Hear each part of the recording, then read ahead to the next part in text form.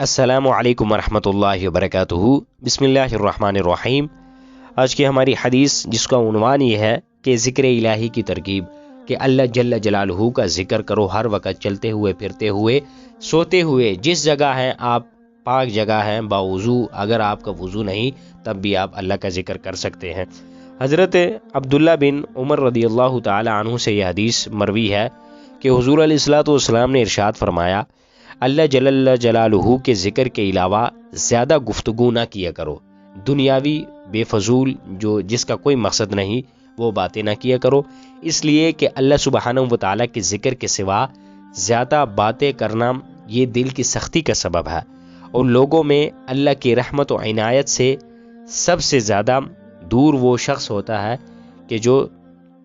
سخت دل والا ہوتا ہے۔ اب معلوم یہی ہوا کہ اللہ کے ذکر سے، اللہ کی تسبیح سے، اللہ کی صفات سے، اللہ کی صفات کمالات، اس کی جو کائنات کے اندر اس نے صفات ہیں، اس کے کمالات ہیں، ان کا ورد کرنا، ان کا ذکر کرنا، یہ کیا ہے؟ یہ دل کو نرم کرتا ہے، دل کی سیاہی کو ختم کرتا ہے۔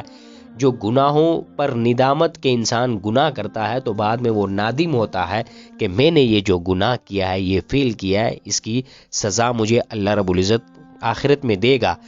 تو جو شخص اللہ کا ذکر نہیں کرتا تو یہ جو گناہوں پر ندامت ہے یہ اس کے دل سے نکل جاتی ہے، وہ ایک حیوان بن جاتا ہے، پھر اسے نہیں معلوم کہ میں کیا کر رہا ہوں، کیا نہیں، میرا مقصد کیا ہے دنیا کے اندر آنے کا، اور مرنے کے بعد کیا ہوگا۔ تو ہمیں چاہیے کہ ہم فضول باتیں نہ کریں، دنیاوی باتیں نہ کریں، اللہ تبارک و تعالیٰ کا ذکر کرے، اس کی نعمتیں اور اس کے صفات اور کمالات کو بیان کرے۔ اللہ رب العزت ہمیں ان احادیث پر صحیح معنوں عمل پیرا ہونے کی توفیق عطا فرمائے۔